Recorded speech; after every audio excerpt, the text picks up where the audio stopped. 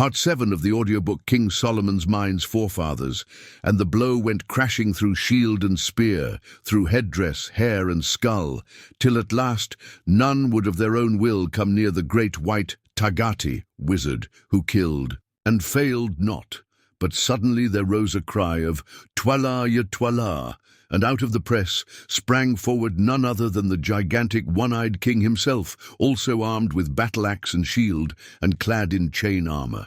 "Where art thou, Incubu, thou white man, who slew Scragga my son? See if thou canst kill me," he shouted, and at the same time hurled a toller straight at Sir Henry, who fortunately saw it coming, and caught it on his shield, which it transfixed, remaining wedged in the iron plate behind the hide. Then with a cry, Twala sprang forward straight at him, and with his battle-axe struck him such a blow upon the shield that the mere force and shock of it brought Sir Henry, strong man as he, was down upon his knees. But at the time the matter went no further, for at that instant there rose from the regiments pressing round us something like a shout of dismay, and on looking up I saw the cause. To the right and to the left the plain was alive with the plumes of charging warriors. The outflanking squadrons had come to our relief. The time could not have been better chosen. All Twala's army had, as Ignosi had predicted would be the case, fixed their attention on the bloody struggle which was raging round the remnant of the Greys and the Buffaloes, who were now carrying on a battle of their own at a little distance, which 2 regiments had formed the chest of our army. It was not until the horns were 206 King Solomon's Mines, about to close upon them, that they had dreamed of their approach, and now, before they could even assume a proper formation for defence, the outflanking impis had leapt, like greyhounds, on their flanks. In 5 minutes the fate of the battle was decided, taken on both flanks, and dismayed by the awful slaughter inflicted upon them by the Greys and Buffaloes, Twala's regiments broke into flight, and soon the whole plain between us and Loo was scattered with groups of flying soldiers, making good their retreat. As for the forces that had so recently surrounded us and the Buffaloes, they melted away as though by magic, and presently we were left standing there like a rock from which the sea has retreated. But what a sight it was! Around us the dead and dying lay in heaped-up masses, and of the gallant Greys there remained alive but 95 men. More than 2,900 had fallen in this one regiment, most of them never to rise again. "Men," said Infidus calmly, as between the intervals of binding up a wound in his arm, he surveyed what remained to him of his corps, "ye have kept up the reputation of your regiment, and this day's fighting will be spoken of by your children's children." Then he turned round and shook Sir Henry Curtis by the hand. "Thou art a great man, Incubu," he said simply. "I have lived a long life among warriors, and know many a brave one, yet have I never seen a man like thee."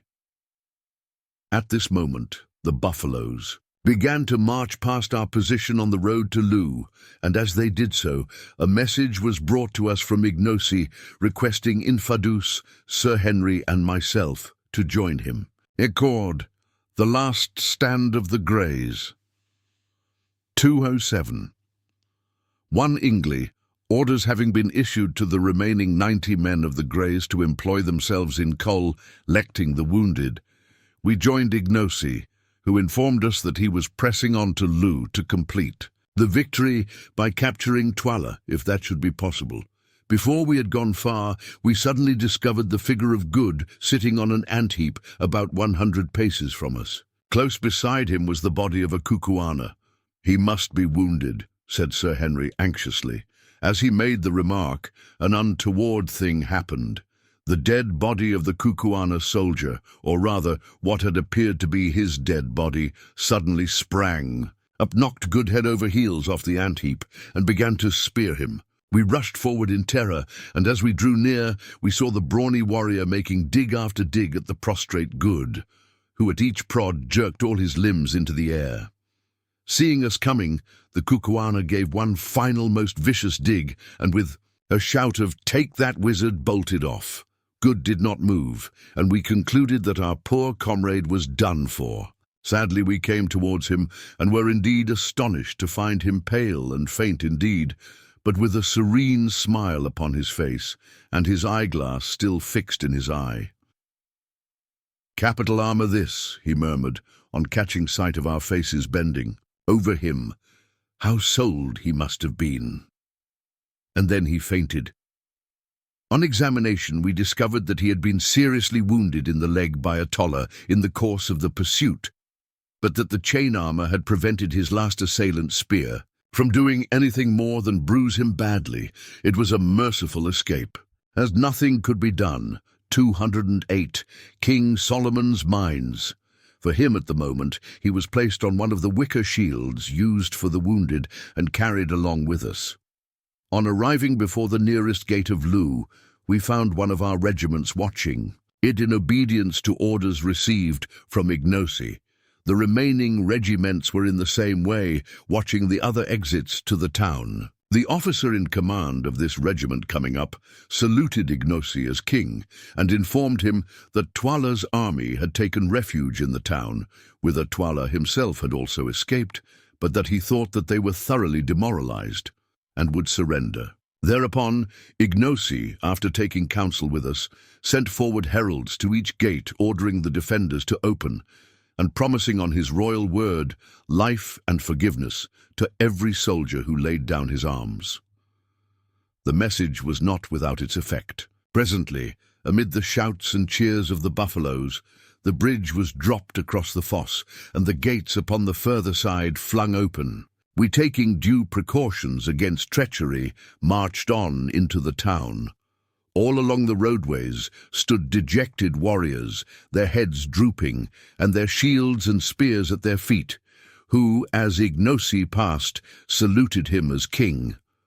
On we marched, straight to Twala's kraal. When we reached the great space, where a day or two previously we had seen the review and the witch hunt, we found it deserted.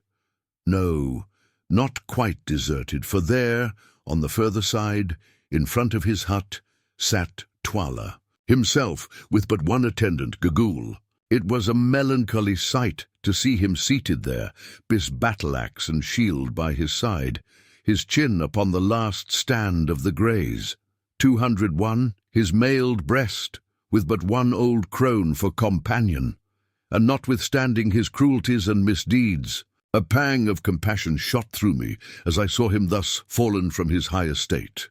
Not a soldier of all his armies, not a courtier out of the hundreds who had cringed round him, not even a solitary wife, remained to share his fate or halve the bitterness of his fall.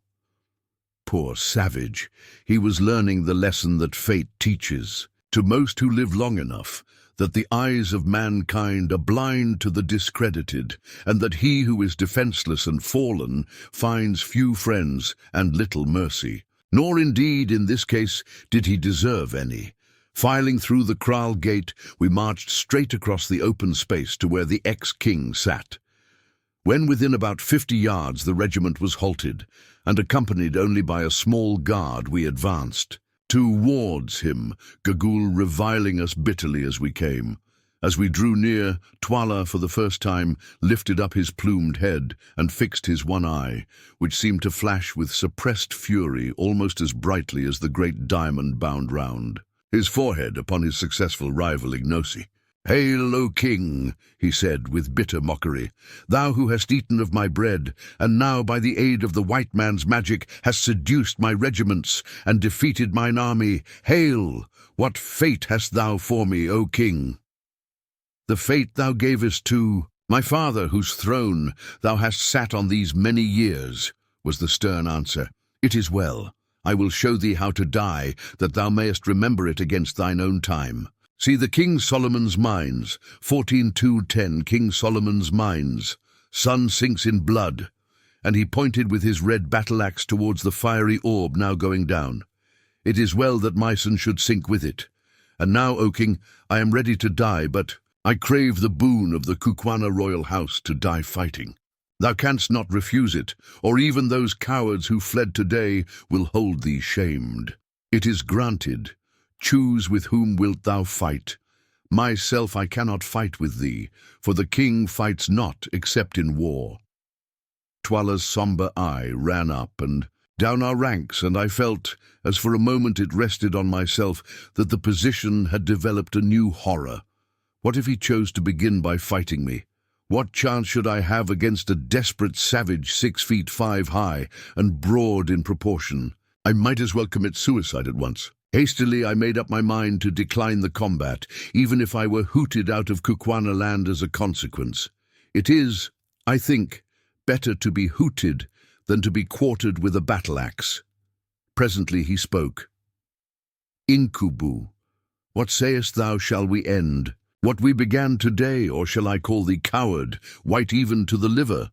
"Nay," interposed Ignosi hastily, "thou shalt not fight with Incubu." "Not if he is afraid," said Twala. "It is a law amongst the Kukuanas that no man of the royal blood can be put to death unless by his own consent, which is, however, never refused.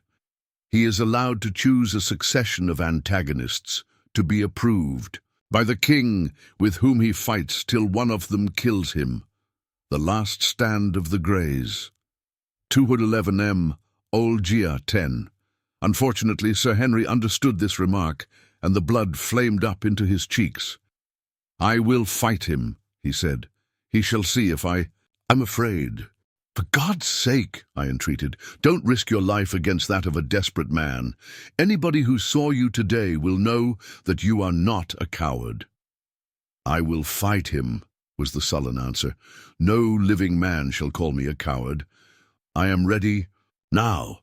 And he stepped forward and lifted his axe. I wrung my hands over this absurd piece of quixotism, but if he was determined on fighting, of course I could not stop him. "Fight not, my white brother," said Ignosi, laying his hand affectionately on Sir Henry's arm. "Thou hast fought enough, and if aught befell thee at his hands, it would cut my heart in twain." "I will fight, Ignosi," was Sir Henry's answer. "It is well, Incubu. Thou art a brave man. It will be a good fight. Behold, Twala, the elephant is ready for thee." The ex-king laughed savagely and stepped forward and faced Curtis. For a moment they stood thus, and the setting sun caught their stalwart frames and clothed them both in fire. They were a well-matched pair. Then they began to circle round each other, their battle-axes raised. Suddenly, Sir Henry sprang forward and struck a fearful blow at Twala, who stepped to one side. So heavy was the stroke that the striker half overbalanced himself, a circumstance of which his antagonist took a prompt advantage. Circling his heavy battle-axe round 14-2-12 King Solomon's mines, his head, he brought it down with tremendous force. My heart jumped into my mouth. I thought that the affair was already finished, but no. With a quick upward movement of the left arm, Sir Henry interposed his shield between himself and the axe, with the result that its outer edge was shorn clean off, the axe falling on his left shoulder, but not heavily enough to do any serious damage. In another second, Sir Henry got in another blow, which was also received by Twala upon his shield. Then followed blow upon blow, which were in turn either received upon the shield or avoided. The excitement grew intense. The regiment which was watching the encounter forgot its discipline and, drawing near, shouted and groaned at every stroke. Just at this time, too, Good, who had been laid upon the ground by me, recovered from his faint, and sitting up, perceived what was going on. In an instant he was up and, catching hold of my arm, hopped about from place to place on one leg, dragging me after him, yelling out encouragements to Sir Henry. "Go it, old fellow!" he halloed. "That was a good one. Give it him amidship," and so on. Presently Sir Henry, having caught a fresh stroke upon his shield, hit out with all his force. The stroke cut through Twala's shield and through the tough chain armor behind, it gashing him in the shoulder. With a yell of pain and fury, Twala returned the stroke with interest, and such was his strength, shore right through the rhinoceros horn handle of his antagonist's battle-axe, strengthened as it was with bands of steel, wounding Curtis in the face. A cry of dismay rose from the buffaloes as our hero's broad axe-head fell to the ground. And Twala, the last stand of the Greys, 213. Isfi had ik erposer folk to gotoj tu driet natabo. Roder too, again raising his weapon, flew at him with a shout. I shut my eyes. When I opened them again, it was to see Sir Henry's shield lying on the ground, and Sir Henry himself, with his great arms twined round Twala's middle. To and fro they swung, hugging each other like bears, straining with all their mighty muscles for dear life and dearer honour. With a supreme effort, Twala swung the Englishman clean off his feet, and down they came together, rolling over and over on the lime paving, Twala striking out at Curtis's head with the battle-axe, and Sir Henry trying to drive the toller he had, drawn from his belt through Twala's armour. See, it was a mighty struggle, and an awful thing to get his axe, yelled Good, and perhaps our champion heard him. At any rate, dropping the toller, he made a grab at the axe, which was fastened to Twala's wrist by a strip of buffalo hide, and still rolling over and over, they fought for it like wild cats. Drawing their breath in heavy gasps, suddenly the hide string burst, and then, with a great effort, Sir Henry freed himself, the weapon remaining in his grasp. Another second, and he was up upon his feet, the red blood streaming from the wound, in his face. And so was Twala. Drawing the heavy toller from his belt, he staggered straight at Curtis and struck him upon the breast. The blow came home true and strong, but whoever it was made that chain armour understood his art, for it withstood the steel. Again Twala struck out with a savage yell, and again the heavy knife rebounded, and Sir Henry went staggering back. Once more Twala came on, and 214 King Solomon's mines. As he came, our great Englishman gathered himself together, and swinging the heavy axe round his head, hit at him with all his force. There was a shriek of excitement from 1,000 throats. And behold, Twala's head seemed to spring from his shoulders, and then fell, and came rolling and bounding along the ground towards Ignosi, stopping just at his feet. For a second the corpse stood upright, the blood spouting in fountains from the severed arteries. Then with a dull crash it fell to the earth, and the gold torque from the neck went rolling away across the pavement. As it did so, Sir Henry, overpowered by faintness and loss of blood, fell heavily across it. In a second he was lifted up, and eager hands were pouring water on his face. Another minute, and the great grey eyes opened wide. He was not dead. Then I, just as the sun sank, stepping to where Twala's head lay in the dust, unloosed the diamond from the dead brows and handed it to Ignosi. "Take it," I said, "lawful king of the Kukuanas." Ignosi bound the diadem upon his brows, and then advancing, placed his foot upon the broad chest of his headless foe, and broke out into a chant, or rather a paean of victory, so beautiful, and yet so utterly savage, that I despair of being able to give an adequate idea of it. I once heard a scholar with a fine voice read aloud from the Greek poet Homer, and I remember that the sound of the rolling lines seemed to make my blood stand still. Ignosi's chant, uttered as it was in a language as beautiful and sonorous as the old Greek, produced exactly the same effect on me. The last stand of the Greys. 215 is 0 ab and 0% and he 001 although I was exhausted with toil and many emotions. "Now," he began, "now is our rebellion swallowed up in victory, and our evil-doing justified by strength. In the morning the oppressors rose up and shook themselves. They bound on their plumes and made them ready for war. They rose up and grasped their spears. The soldiers called to the captains, 'Come, lead us,' and the captains cried to the king, 'Direct thou the battle.' They rose up in their pride, 20,000 men, and yet a 20,000. Their plumes covered the earth as the plumes of bird cover her nest. They shook their spears and shouted, 'Yea!' They hurled their spears into the sunlight. They lusted for the battle and were glad. They came up against me, their strong ones came running swiftly to crush me. They cried, "Ha ha ha, ha, he is as one already, dead."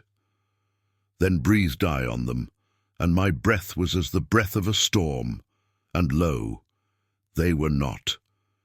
My lightnings pierced them. I licked up their strength with the lightning of my spears. I shook them to the earth with the thunder of my shouting. They broke, they scattered, they were gone, as the mists of the morning.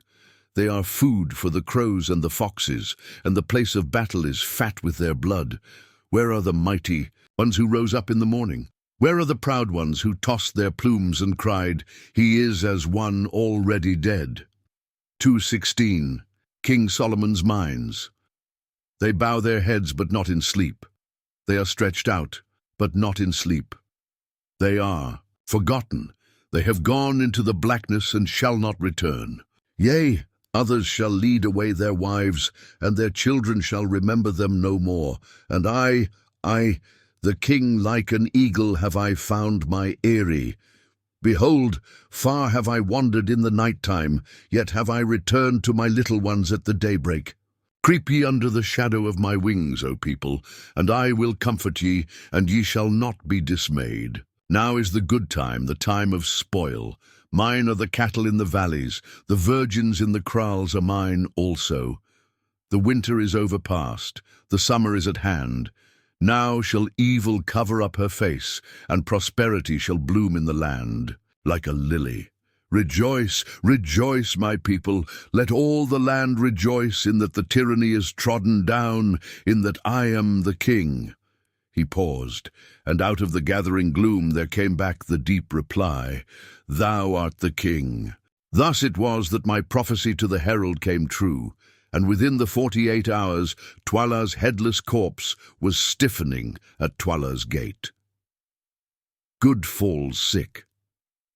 2:17 Ak Gen Opal, 10% Henji Chapter 15, Good falls sick. After the fight was ended, Sir Henry and Good were carried into Twala's hut, where I joined them. They were both utterly exhausted by exertion and loss of blood, and indeed my own condition was little better. I am very wiry, and can stand more fatigue than most men, probably on account of my light weight and long training. But that night, I was fairly done up, and as is always the case with me when exhausted, that old wound the lion gave me began to pain me. Also, my head was aching violently from the blow I had received in the morning when I was knocked senseless. Altogether, a more miserable trio than we were that evening it would have been difficult to discover, and our only comfort lay in the reflection that we were exceedingly fortunate to be there to feel miserable instead of being stretched dead upon the plain, as so many thousands of brave men were that night, who had risen well and strong in the morning. Somehow, with the assistance of the beautiful Fulata, who, since we had been the means of saving her life, had constituted herself our handmaiden and especially Goods, we managed to get off the chain shirts, which had certainly saved the lives of 2 of us that day, when we found that the flesh underneath was terribly bruised, for though the steel links had prevented the weapons from entering, they, 2:18 King Solomon's Mines, had not prevented them from bruising. Both Sir Henry and Good were a mass of bruises, and I was by no means free. As a remedy, Fulata brought us some pounded green leaves with an aromatic odor which, when applied as a plaster, gave us considerable relief. But though the bruises were painful, they did not give us such anxiety as Sir Henry's and Good's wounds. Good had a hole right through the fleshy part of his beautiful white leg, from which he had lost a great deal of blood, and Sir Henry had a deep cut over the jaw, inflicted by Twala's battle-axe. Luckily, Good was a very decent surgeon, and as soon as his small box of medicines was forthcoming, he, having thoroughly cleansed the wounds, managed to stitch up first Sir Henry's and then his own pretty satisfactorily, considering the imperfect light given by the primitive Kukwana lamp in the hut. Afterwards, he plentifully smeared the wounds with some antiseptic ointment, of which there was a pot in the little box, and we covered them with the remains of a pocket handkerchief, which we possessed. Meanwhile, Fulata had prepared us some strong broth, for we were too weary to eat. This we swallowed, and then threw ourselves down on the piles of magnificent karosses, or fur rugs, which were scattered about the dead king's great hut. By a very strange instance of the irony of fate, it was on Twala's own couch, and wrapped in Twala's own particular kaross, that Sir Henry, the man who had slain him, slept that night. I say slept, but after that day's work, sleep was indeed difficult. To begin with, in very truth, the air was full, good fall sick, 219 in Grutududazo Estaden, so D retar PT or K024, 1, off farewells to the dying and mournings for the dead. From every direction came the sound of the wailing of women, where husbands, sons, and brothers had perished in the fight. No wonder that they wailed, for over 20,000 men, or nearly a third of the Kukuana army, had been destroyed in that awful struggle. It was heart-rending to lie and listen to their cries for those who would never return, and it made one realize the full horror of the work done that day to further man's ambition. Towards midnight, however, the ceaseless crying of the women grew less frequent, till at length the silence was only broken at intervals of a few minutes by a long, piercing howl that came from a hut in our immediate rear, and which I afterwards discovered proceeded from Gagool, wailing for the dead King Twala. After that, I got a little fitful sleep, only to wake from time to time with a start, thinking that I was once more an actor in the terrible events of the last 24 hours. Now I seemed to see that warrior, whom my hand had sent to his last account, charging at me on the mountain top. Now I was once more in that glorious ring of greys, which made its immortal stand against all Twala's regiments upon the little mound. And now again I saw Twala's plumed and gory head roll past my feet with gnashing teeth and glaring eye.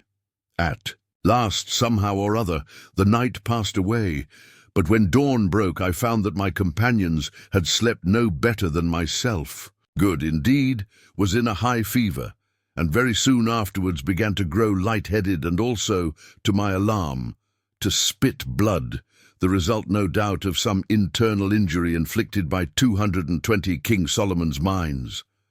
The desperate efforts made by the Gugana warrior on the previous day to get his big spear through the chain armor. Sir Henry, however, seemed pretty fresh, notwithstanding his wound on the face, which made eating difficult and laughter an impossibility, though he was so sore and stiff that he could scarcely stir. About 8 o'clock we had a visit from Infadus, who seemed but little the worse tough old warrior that he was for his exertions on the previous day, though he informed us he had been up all night. He was delighted to see us, though much grieved at Good's condition, and shook hands cordially. But I noticed that he addressed Sir Henry with a kind of reverence, as though he were something more than man. And indeed, as we afterwards found out, the great Englishman was looked on throughout Kukuanaland as a supernatural being.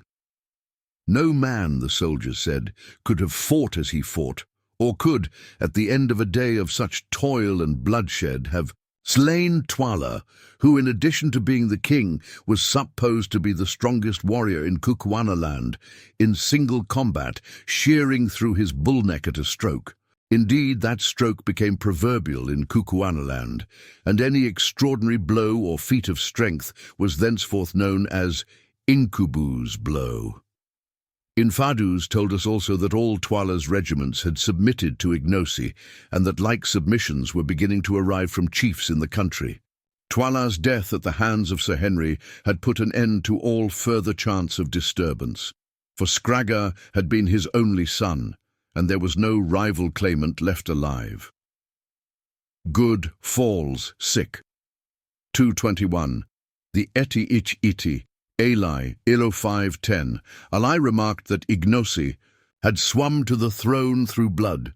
The old chief shrugged his shoulders. Yes, he answered, but the Kukuana people can only be kept cool by letting the blood flow sometimes. Many were killed indeed, but the women were left, and others would soon grow up to take the places of the fallen.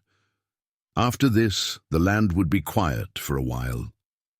Afterwards, in the course of the morning, we had a short visit from Ignosi, on whose brows the royal diadem was now bound. As I contemplated him advancing with kingly dignity, an obsequious guard following his steps, I could not help recalling to my mind the tall Zulu who had presented himself to us at Durban some few months back, asking to be taken into our service, and reflecting on the strange revolutions of the wheel of fortune. "Hail, O king," I said, rising. "Yes, Macumazahn, king at last, by the grace of your 3 right hands," was the ready answer. All was, he said, going on well, and he hoped to arrange a great feast in 2 weeks' time in order to show himself to the people. I asked him what he had settled to do with Gagool. "She is the evil genius of the land," he answered, "and I shall kill her, and all the witch doctors with her. She has lived so long that none can remember when she was not old, and always she it is who has trained the witch hunters, and made the land evil in the sight of the heavens above." 222. King Solomon's Mines. "Yet she knows much," I replied. "It is easier to destroy knowledge, Ignosi, than to gather it." "It is so," he said thoughtfully. "She, and she only, knows the secret of the 3 witches yonder, whither the great road runs, where the kings are buried and the silent ones sit. Yes, and the diamonds are. Forget not thy promise, Ignosi. Thou must lead us to the mines, even if thou hast to spare Gagool alive to show the way. I will not forget, Macumazahn, and I will think on what thou sayest." After Ignosi's visit, I went to see Good, and found him quite delirious. The fever from his wound seemed to have taken a firm hold of his system, and to be complicated by an internal injury. For 4 or 5 days, his condition was most critical. Indeed, I firmly believe that had it not been for Fulata's indefatigable nursing, he must have died. Women are women, all the world over, whatever their color. Yet somehow it seemed curious to watch this dusky beauty bending night and day over the fevered man's couch and performing all the merciful errands of the sick room as swiftly, gently, and with as fine an instinct as a trained hospital nurse. For the first night or 2 I tried to help her, and so did Sir Henry so soon as his stiffness allowed him to move. But she bore our interference with impatience, and finally insisted upon our leaving him to her, saying that our movements made him restless, which I think was true. Day and night she watched and tended him, giving him his only medicine, a native cooling drink made of milk, in which was infused the juice of the bulb of a species of tulip, and keeping the flies good falls. Sick, 223 from settling on him. I can see the whole picture now, as it appeared night after night by the light of our primitive lamp.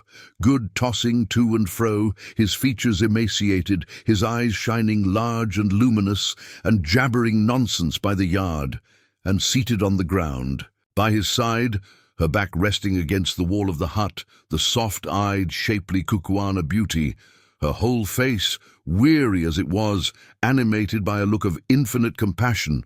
Or was it something more than compassion? For 2 days we thought that he must die, and crept about with heavy hearts, only Fulata would not believe it. "He will live," she said. For 300 yards or more around Twala's chief hut, where the sufferer lay, there was silence. For, by the king's order, all who lived in the habitations behind it had, except Sir Henry and myself, been removed, lest any noise should come to the sick man's ears. One night, it was the 5th night of his illness, as was my habit, I went across to see how he was getting on, before turning in for a few hours. I entered the hut carefully. The lamp placed upon the floor showed the figure of Good, tossing no more, but lying quite still. So it had come at last, and in the bitterness of my heart I gave something like a sob. "Hush!" came from the patch of dark shadow behind Good's head. Then, creeping closer, I saw that he was not dead, but sleeping soundly with Fulata's taper fingers clasped tightly in his poor white hand. The crisis had passed, and he would live. He slept like that for 224 King Solomon's Mines. 18 hours, and I scarcely like to say it, for fear one should not be believed, but during the entire period did that devoted girl sit by him, fearing that if she moved and drew away her hand, it would wake him. What she must have suffered from cramp, stiffness, and weariness, to say nothing of want of food, nobody will ever know. But it is a fact that, when at last he woke, she had to be carried away. Her limbs were so stiff that she could not move them. After the turn had once been taken, Good's recovery was rapid and complete. It was not till he was nearly well that Sir Henry told him of all he owed to Foulata, and when he came to the story of how she sat by his side for 18 hours, fearing lest by moving she should wake him, the honest sailor's eyes filled with tears. He turned and went straight to the hut where Foulata was preparing the midday meal. We were back in our old quarters now, taking me with him to interpret in case he could not make his meaning clear to her, though I am bound to say she understood him marvelously as a rule, considering how extremely limited was his foreign vocabulary. "Tell her," said Good, "that I owe her my life, and that I will never forget her kindness." I interpreted, and under her dark skin she actually seemed to blush. Turning to him with one of those swift and graceful motions that in her always reminded me of the flight of a wild bird, she answered softly, glancing at him with her large brown eyes. "Nay, my lord forgets. Did he not save my life, and am I not my lord's handmaiden?" It will be observed that the young lady appeared. Good falls sick. U25-110L, I0N1L4, I retired from that, to have entirely forgotten the share which Sir Henry and myself had had in her preservation from Twala's clutches. But that is the way of women. I remember my dear wife was just the same.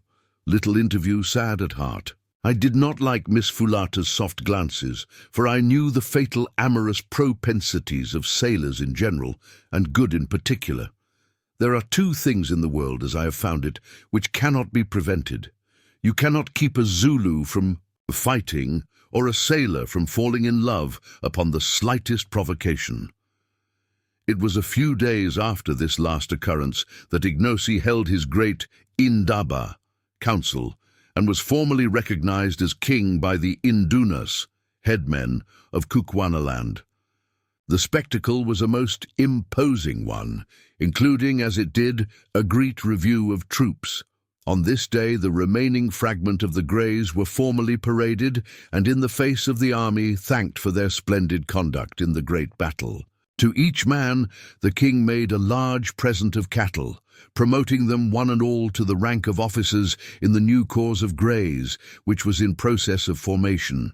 An order was also promulgated throughout the length and breadth of Kukuanaland, that whilst we honoured the country with our presence, we three were to be greeted with the royal salute, to be treated with the same ceremony and respect that was by custom accorded to the king, and the power of life and death was publicly conferred upon us. Ignosi, too, in the pre-sense of his people, reaffirmed the promises that he had made, to the effect that no man's blood should be shed without trial, and that witch-hunting should cease in the land.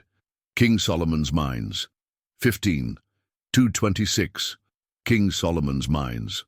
When the ceremony was over, we waited upon Ignosi, and informed him that we were now anxious to investigate the mystery of the mines to which Solomon's road ran, asking him if he had discovered anything about them. "My friends," he answered, "this have I discovered. It is there that the three great figures sit, who here are called the Silent Ones, and to whom Twala would have offered the girl Foulata as a sacrifice. It is there, too, in a great cave deep in the mountain, that the kings of the land are buried. There shall ye find Twala's body, sitting with those who went before him. There, too, is a great pit, which at some time long dead men dug out mayhap for the stones ye speak of, such as I have heard men in Natal speak of at Kimberley. There, too, in the place of death is a secret chamber, known to none but the king and Gagool. But Twala, who knew it, is dead, and I know it not, nor know I what is in it. But there is a legend in the land that once, many generations gone, a white man crossed the mountains and was led by a woman to the secret chamber and shown the wealth. But before he could take it, she betrayed him, and he was driven by the king of the day back to the mountains, and since then no man has entered the chamber. The story is surely true, Ignosi, for on the mountains we found the white man. I said, yes, we found him. And now I have promised ye that if ye can find that chamber and the stones are there, the stone upon thy forehead proves that they are there, I put in, pointing to the great diamond I had taken from Twala's dead brows. Good falls sick. 227. 2. Mayhap, if they are there, he said, ye shall have as many as ye can take hence, if indeed ye would leave me, my brothers. First we must find the chamber, said I. There is but one who can show it to thee, Gagul. And if she will not? Aye, then... Shall she die, said Ignosi sternly, have saved her alive but for this. Stay she shall choose. And calling to a messenger, he ordered Gagul to be brought. In a few minutes she came, hurried along by 2 guards, whom she was cursing as she walked. Leave her, said the king to the guards. As soon as their support was withdrawn, the withered old bundle, for she looked more like a bundle than anything else, sank into a heap onto the floor, out of which her 2 bright wicked eyes gleamed like a snake's. What will ye with me, Ignosi? She piped. Ye dare not touch me. If ye touch me, I will blast ye as ye sit. Beware of my magic. Thy magic could not save Twala, old she-wolf, and it cannot hurt me, was the answer. Listen, I will this of thee, that thou reveal where is the chamber, where are the shining stones. Ha, ha, she piped. None know but I, and I will never tell thee. The white devils shall go hence empty-handed. Thou wilt tell me. I will make thee tell me. How, O king? Thou art great, but can thy power wring the truth from a woman? It is difficult, yet will I do it. 15,228. King Solomon's Mines. How, O king? Nay, thus, if thou tellest not, thou shalt slowly die. Die! She shrieked in terror and fury. Ye dare not touch me, man, ye know not who I am. How old think ye am I? I knew your fathers, and your fathers' fathers' fathers. When the country was young I was here, when the country grows old I shall still be here. I cannot die unless I be killed by chance, for none dare slay me. Yet will I slay thee. See, Gagul, mother of evil, thou art so old, thou canst no longer love thy life. What can life be to such a hag as thee, who hast no shape, nor form, nor hair, nor teeth hast naught, save wickedness and evil eyes? It will be mercy to slay thee, Gagul. Thou, fool, shrieked the old fiend, thou accursed fool, thinkest thou that life is sweet only to the young? It is not so, and naught thou knowest of the heart of man to think it. To the young, indeed, death is sometimes welcome, for the young can feel. They love and suffer, and it wrings them to see their beloved pass to the land of shadows.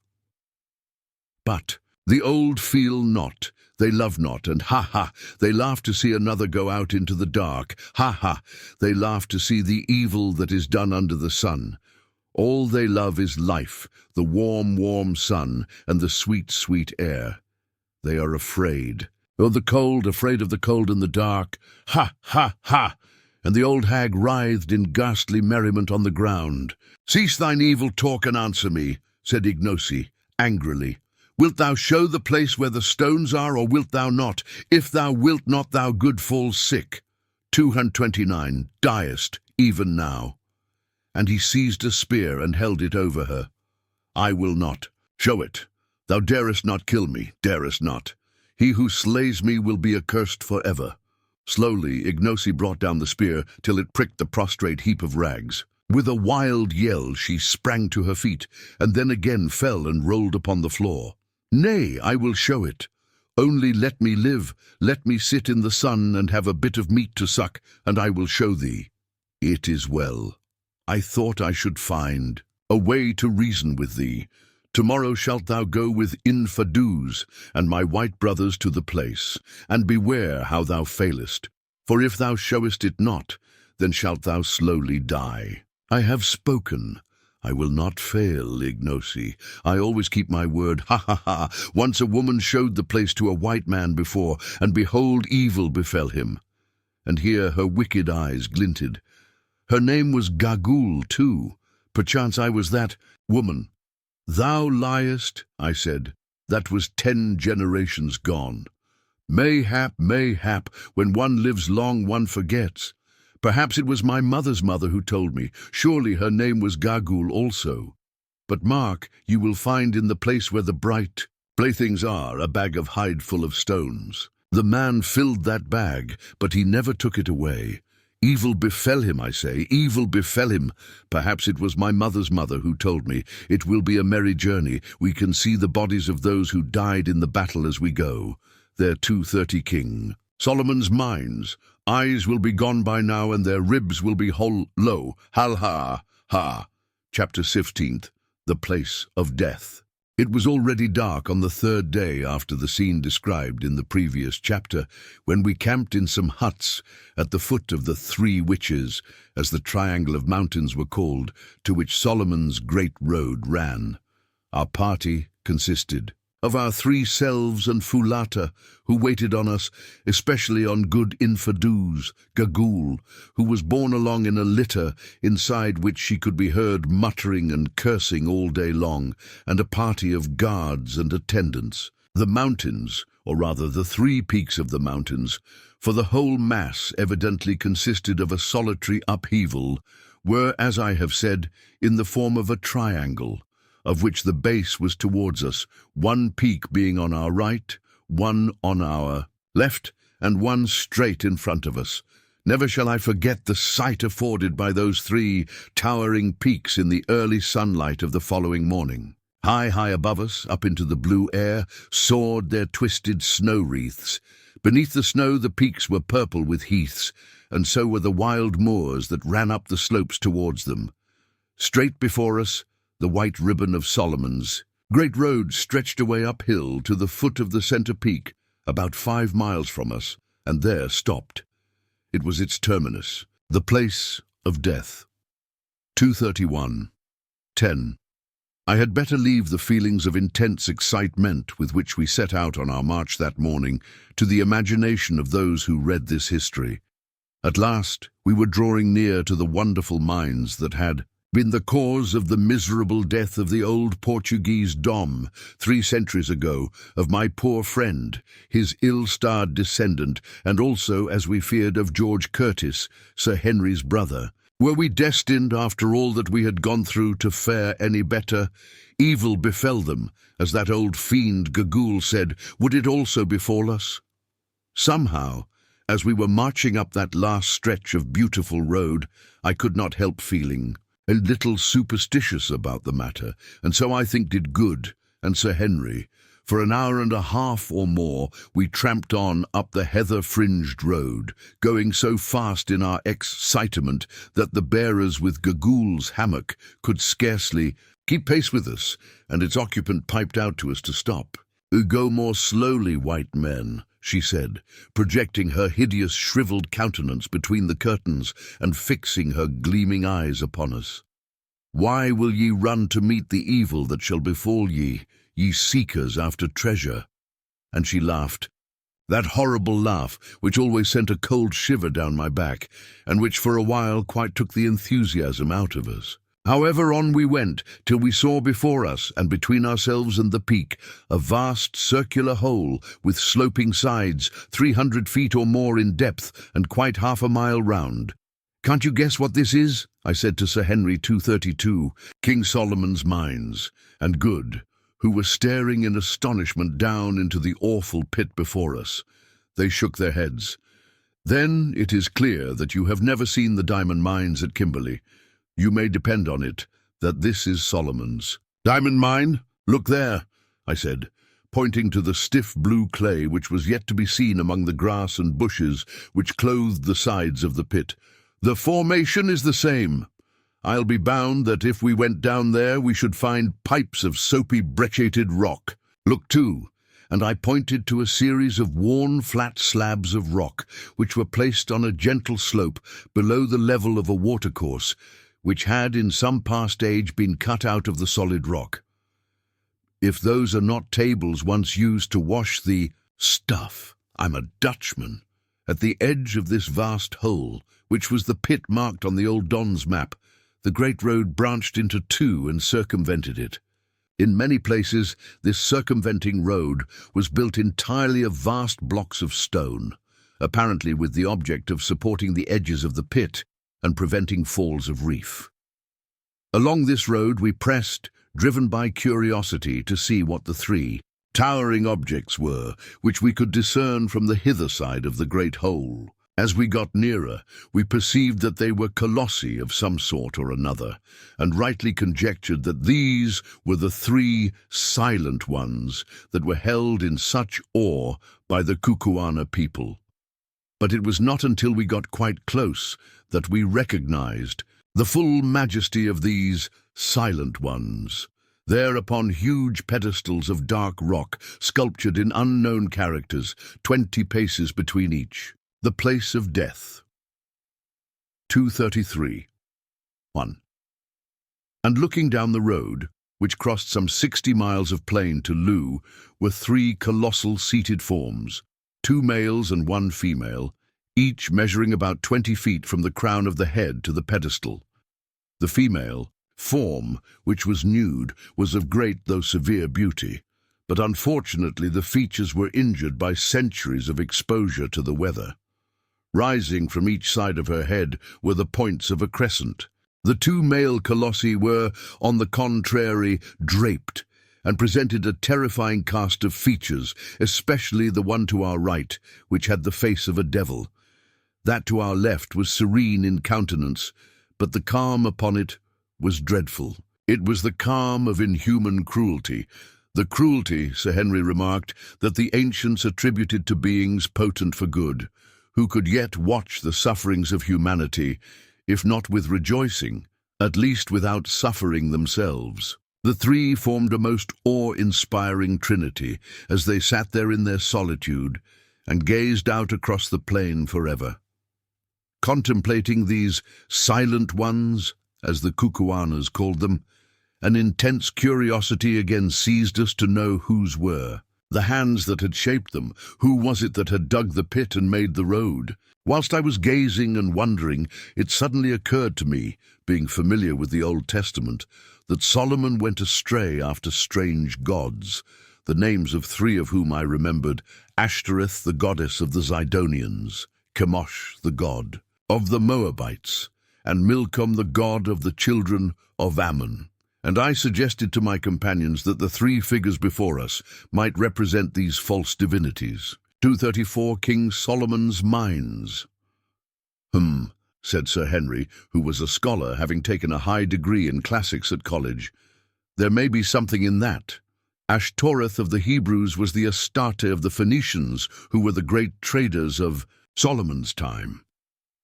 Astarte, who afterwards was the Aphrodite of the Greeks, was represented with horns like the half-moon, and there on the brow of the female figure are distinct horns. Perhaps these colossi were designed by some Phoenician official who managed the mines. Who can say?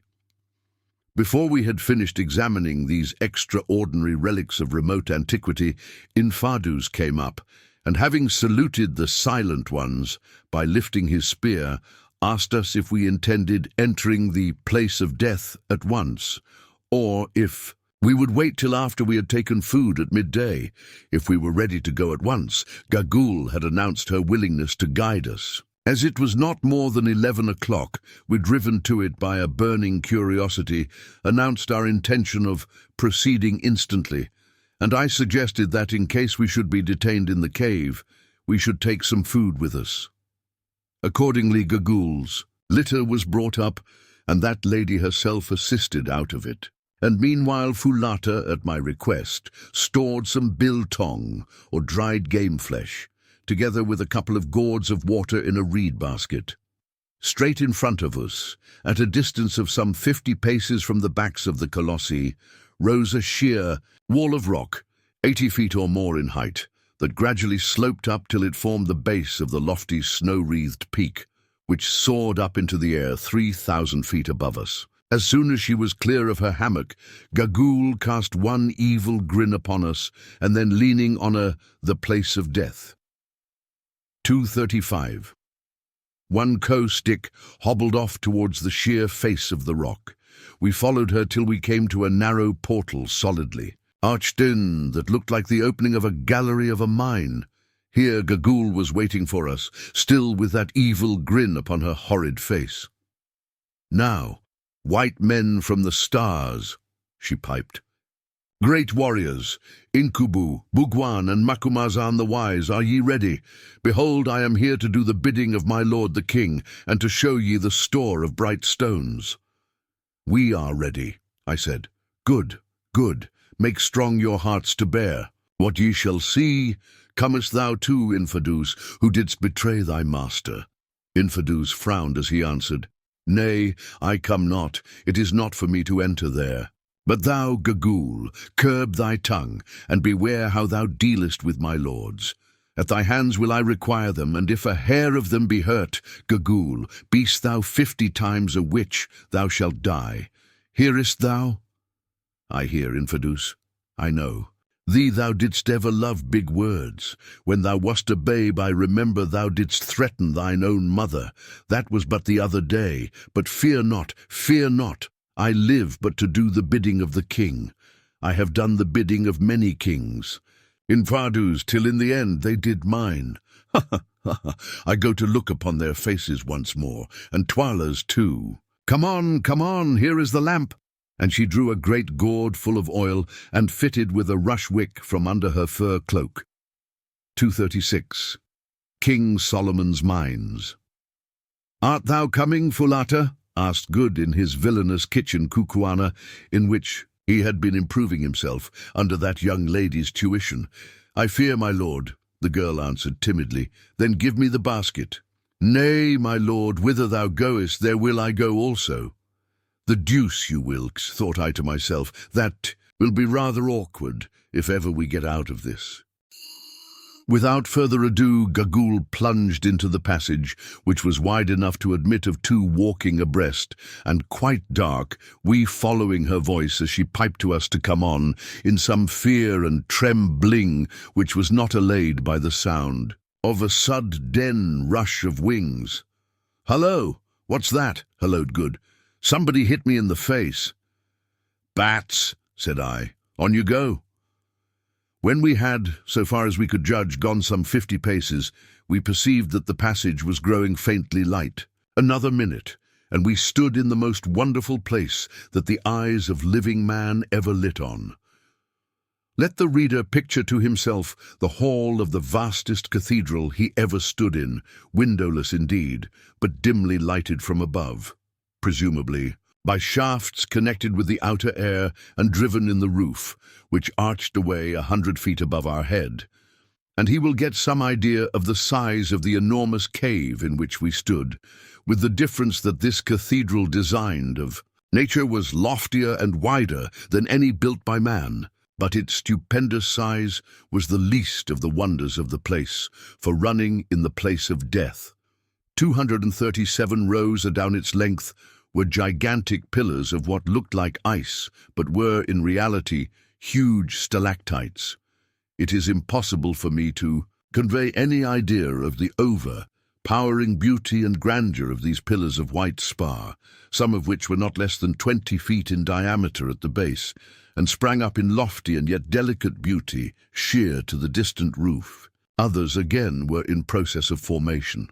On the rock floor, there was in these cases what looked, Sir Henry said, exactly like a broken column in an old Grecian temple, whilst high above, depending from the roof, the point of a huge icicle could be dimly seen. And even as we gazed, we could hear the process going on, for presently, with a tiny splash, a drop of water would fall from the far-off icicle onto the column below.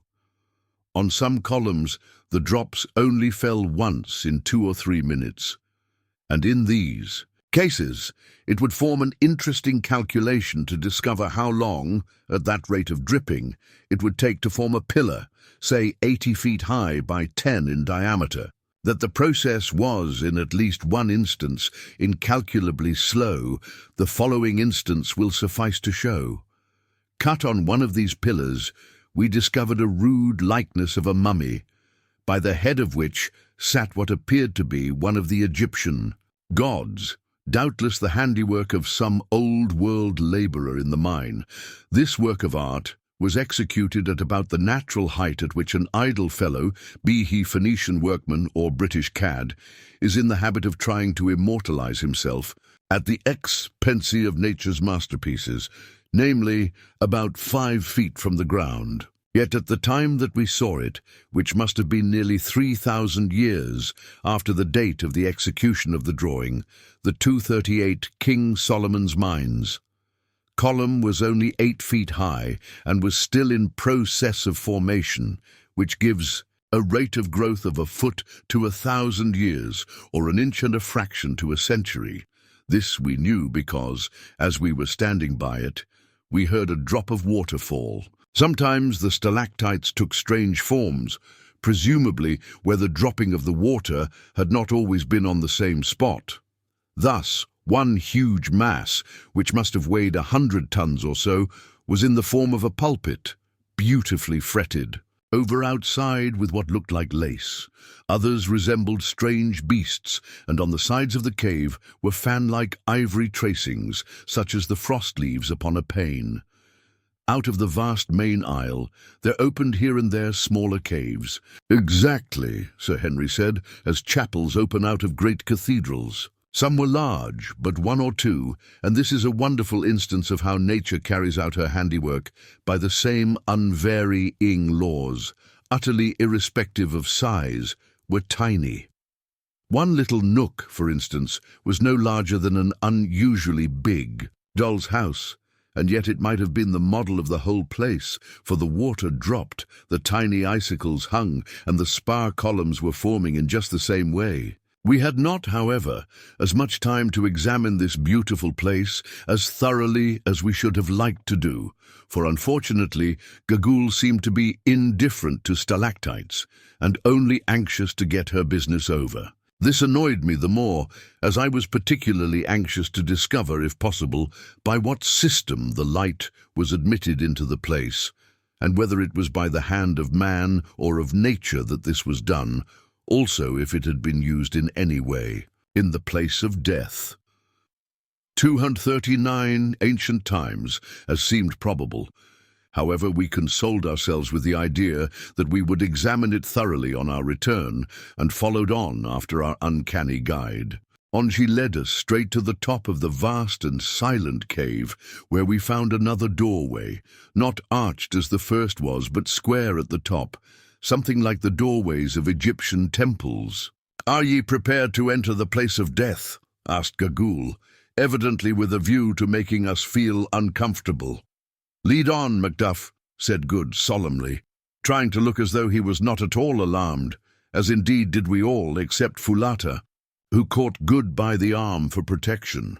"This is getting rather ghastly," said Sir Henry, peeping into the dark doorway. "Come on, Quatermain, signores priores, don't keep the old lady waiting." And he politely made way for me to lead the van, for which I inwardly did not bless him.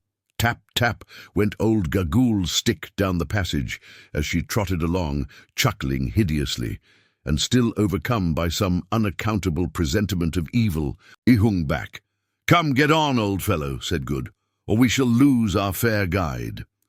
Thus adjured, I started down the passage, and after about 20 paces found myself in a gloomy apartment some 40 feet long, by 30 broad and 30 high, which in some past age had evidently been hollowed by hand labour out of the mountain. This apartment was not nearly so well lighted as the vast 240 King Solomon's Mines, stalactite ante-cave, and at the first glance all I could make out was a massive stone table running its length, with a colossal white figure at its head, and life-sized white figures all round it.